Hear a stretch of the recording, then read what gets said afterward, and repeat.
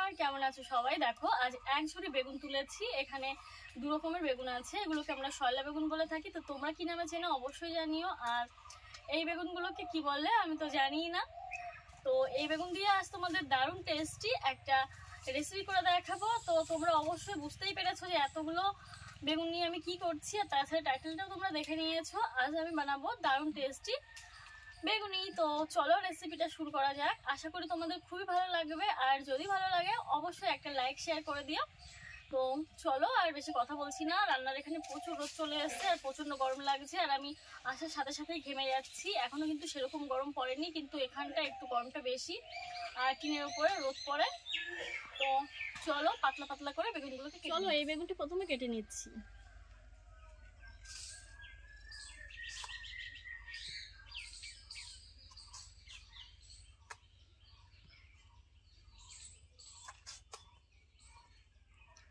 বেগুনটা খুব বেশি একটা ভালো নেই। হ্যাঁ, এই দিকটা ঠিক আছে। এই বেগুনগুলো কিন্তু কোনো রকম সার ছাড়াই হয়েছে, আর কোনো রকম ওষুধও ব্যবহার করিনি। তো একদম পাতলা করে কেটে নেব। তো যতটা পারবো পাতলা করার চেষ্টা করব।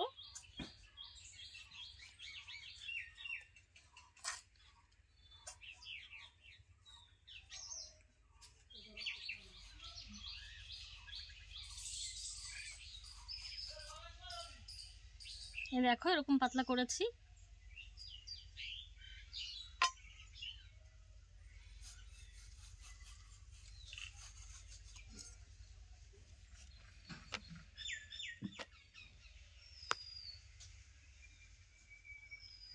দেখো এরকম পাতলা করছি, এর থেকে বেশি পাতলা আমি করতে পারছি না।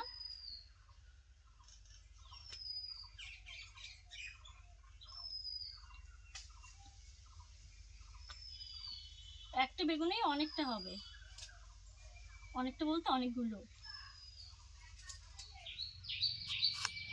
কি হচ্ছে?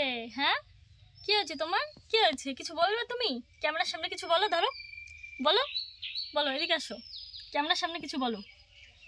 বলবে না, লজ্জা পেয়েছে।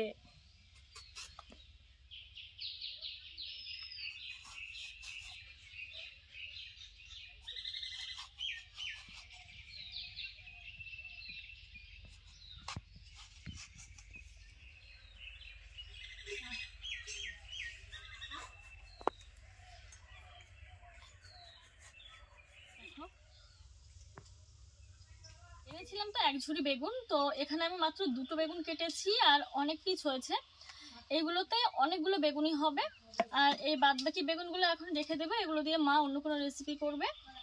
তো চলো বেগুনগুলোকে ভালো করে ধুয়ে নিচ্ছি।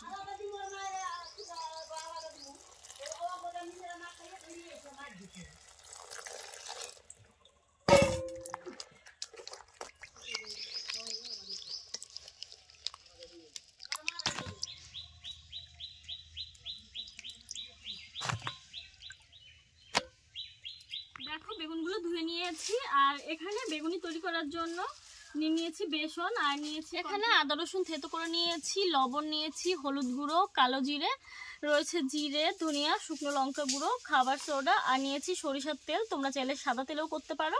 তো আমাদের বাড়ির সব রান্না সরিষার তেলে হয় বলে আমি সরিষার তেলে দিয়ে দিচ্ছি বেসন।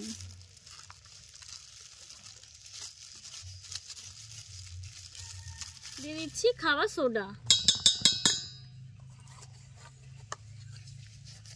কর্নফ্লাওয়ার 2 চামচ দিয়েছি। দিয়ে দিচ্ছি জিরে, ধনিয়া, শুকনো লঙ্কার গুঁড়ো।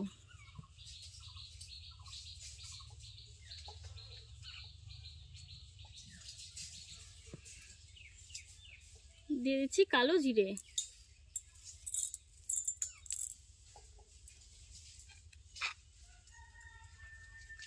থেতো করে রাখা আদা ও রসুন, হলুদ গুঁড়ো,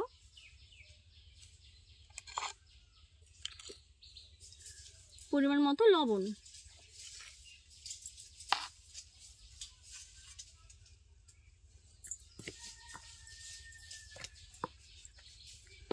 দিয়ে দিচ্ছি জল। অল্প অল্প করে জল দিতে হবে, বেশি পাতলা হলে কিন্তু হবে না। আমি একটা ঘন ব্যাটার তৈরি করে নেব। আর একটু জল দিয়ে দিচ্ছি।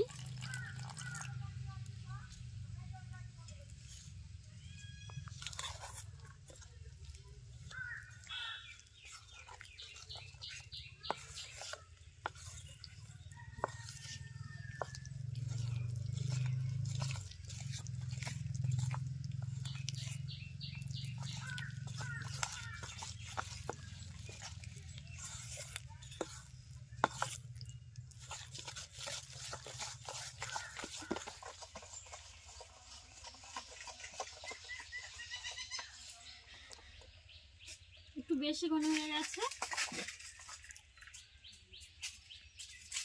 তো একটু জল দেব।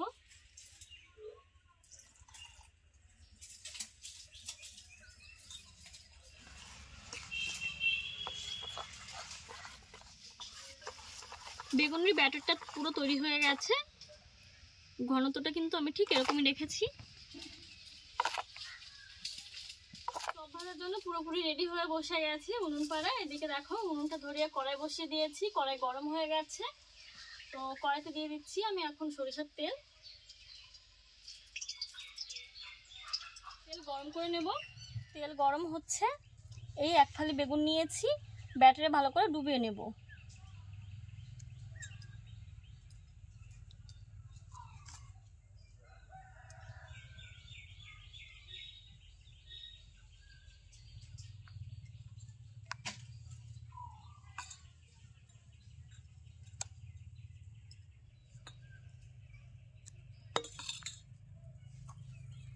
এরকম ভাবে বেশ কয়েকটা রেডি করে নেব।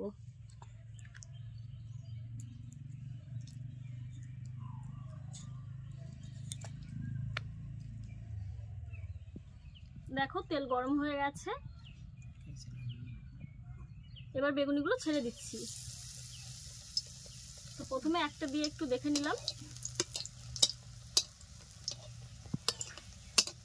দেখো দেওয়ার সাথে সাথে কত সুন্দর ফুলে উঠছে।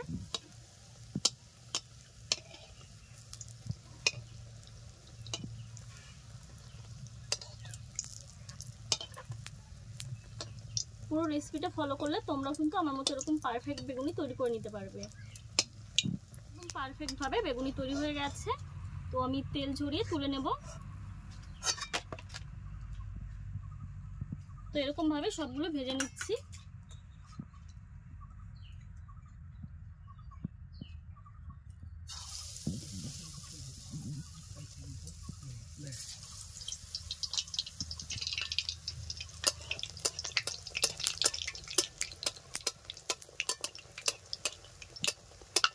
দেখো কত সুন্দর ফুলে উঠছে।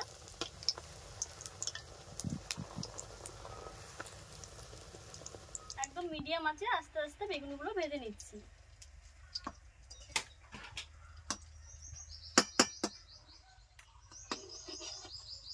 এই দুটো ভেজে নিয়েছি।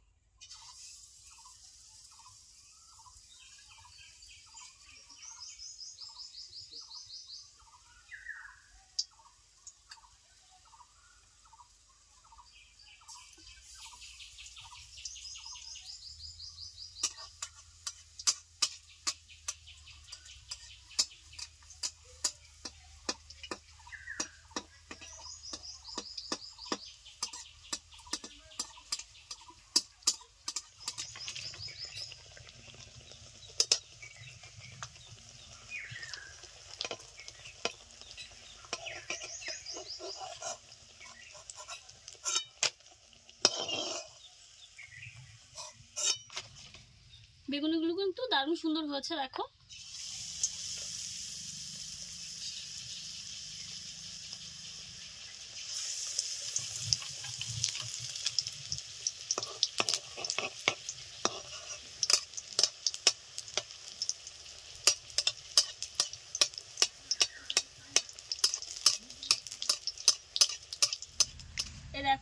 অর্ধেকের বেশি ভাজা হয়ে গেছে।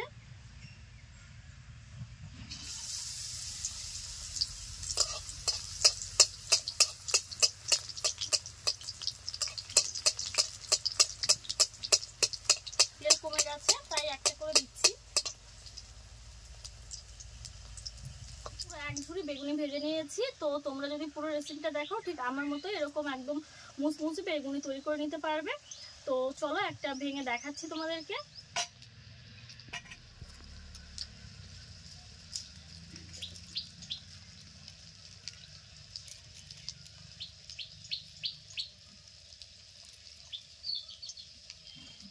দেখো কতটা সুন্দর হয়েছে।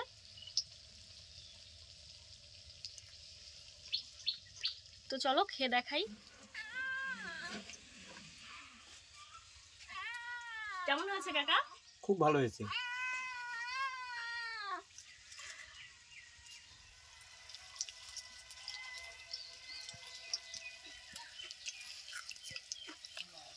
আমার তো বেশ ভালোই লাগলো।